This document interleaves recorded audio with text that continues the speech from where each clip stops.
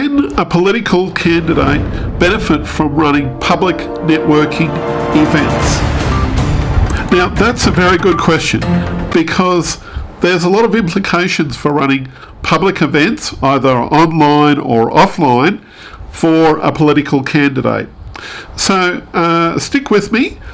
There's a few things I'd like to cover that could be worthwhile looking at the pros and the cons of running an event or many different multiple events as a political candidate. So let's dive in, and if you like this video, hit the like button now. Point number one, and this is a pro number one.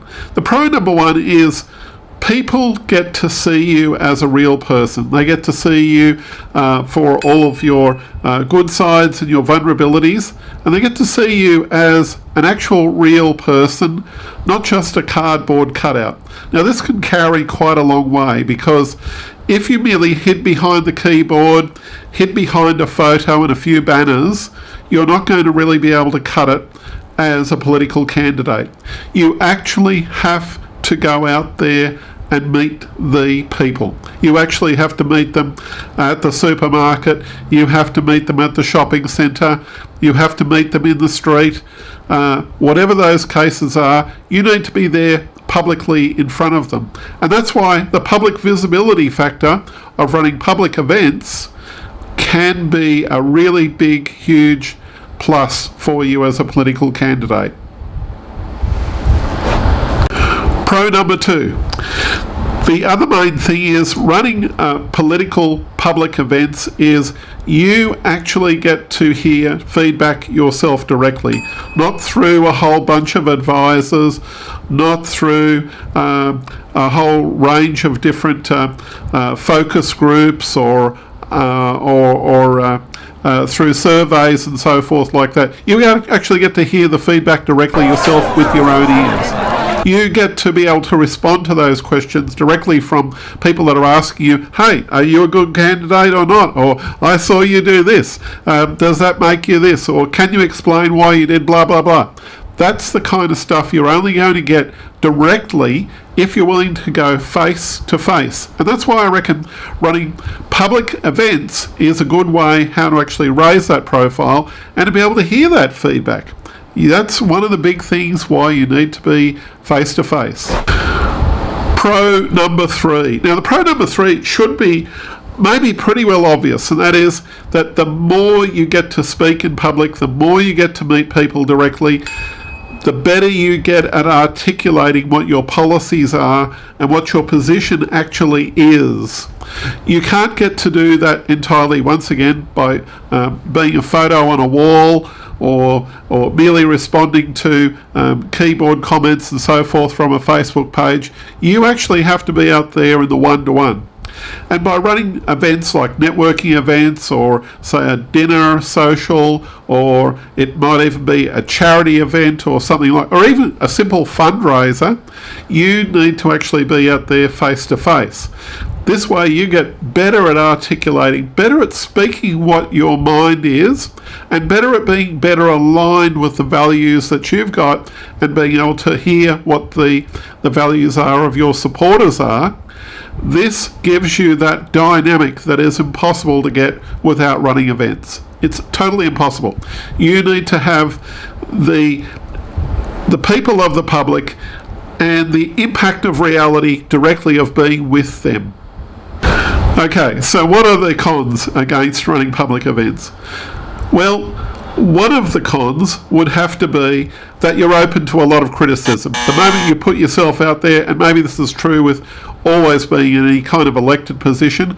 I should know when I once went to be elected for being a member of the presidential member of my business club. And there were different factions within my small business club of no more than 30 members. So you just don't know. But of course, when you're running a political candidacy of thousands or tens of thousands of people, you're going to have some people who are the haters. You're going to have some people who are the ones who say, blah, blah, blah, yes, we like what you're doing, but, and here's the but, blah, blah, blah.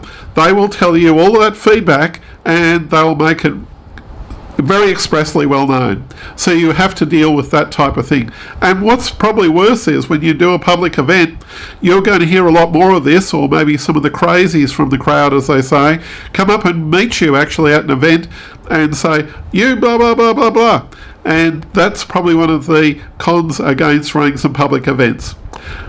So my thoughts on the matter there is make sure you've got a policy or a way of dealing with it when it comes along. Con number 2 is, and this probably might not be quite so obvious straight away, you're going to have meeting fatigue. Now, of course, there's meetings galore when you're going for a public kind of office of any description, whether it's the council or whether it's for a federal election. You are going to have meetings coming out of your ears. It's going to drive you crazy. And what I could say, yes, that is a bit of a problem because it's going to actually affect your energy levels. However, what I would say is you have to blast through the pain barrier. If you're going to succeed, you're going to have to do whatever it takes. Whatever it is, you have to go out for a run in the morning or something like that. You have to boost your energy level up to here in order to succeed. If you're going to do this, yes, meetings are going to be a bit of a drain on you some days. Some days you're going to think, oh no, do I have to really do this? Oh, but I've got to look really nice for the camera. So yeah, you're going to have those days, and that may well be every day. But one thing I do say is you will get through a pain barrier, and whatever level that is for you, you've got to be prepared to blast through that pain barrier. And when you do, you're going to be surprised at what kind of a person you are as a direct result of it. You're going to be surprised at your ability to articulate answers that you would have never dreamed of doing before, mainly because you're well practiced, you're well rounded, you're a great listener, you're able to be right across all of the issues, and those things are going to give you more strength in being able to get ahead and run those meetings so well that people say, wow, I've got to be in the room when this person speaks. That's what you actually want to be, that type of person. You want to be there so that people say, hey, wherever he, she speaks, I've got to be there. That's what you want them to do. You want them to crave actually being in your presence. You want them to think that whenever they hear your name or see a picture of you on TV, they think, oh, that's my candidate. That's what you're going to get. So it's worthwhile blasting through that pain barrier.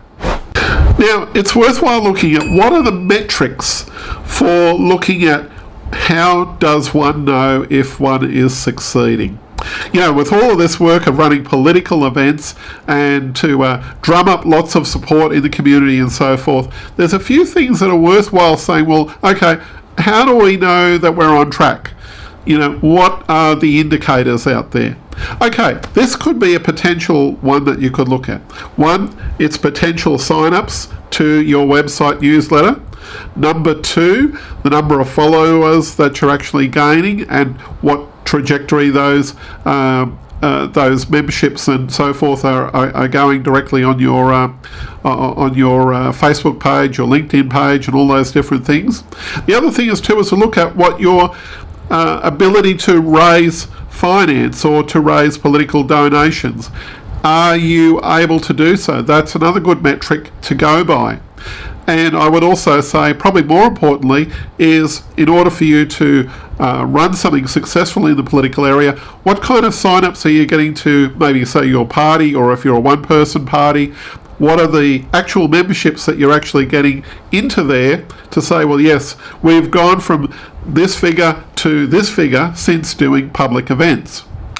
And it's worthwhile also looking at another important thing is, what are your media calls that you're getting as a result of running those actual events? Because this could be also another valuable metric. Every time the media shows up to hear what you have to say, that can be counted as a win, because you can't possibly afford buying all of that publicity, can you? So you want to be able to speak so regularly and so articulately that people are clamouring to want to interview you and ask you for comment on this, A, B, C or D, or X, Y and Z, or whatever other topics are in the news of the day. They're the types of things that you want to actually pursue as a result of running your events well, being effective, creating something that is really, really special. Now, before I give you my answer to the question, can a political candidate benefit from running public events, please look at the links below. I do actually have a course on how to run public social cocktail party networking events, and this particular course goes through everything from how to create events, how to market those events, and how to actually create a special evening that people are going to love and come back to. So please check that out in the links below. And if you like this particular content, please like and subscribe. It really supports the channel. Now, my answer is yes, a resounding yes. You should run political candidate events, and to get good at doing those, you should be out there running those political candidate events. Before you get yourself off the ground, organise an event, make something happen, make people actually want to pursue you. This is David Newton speaking.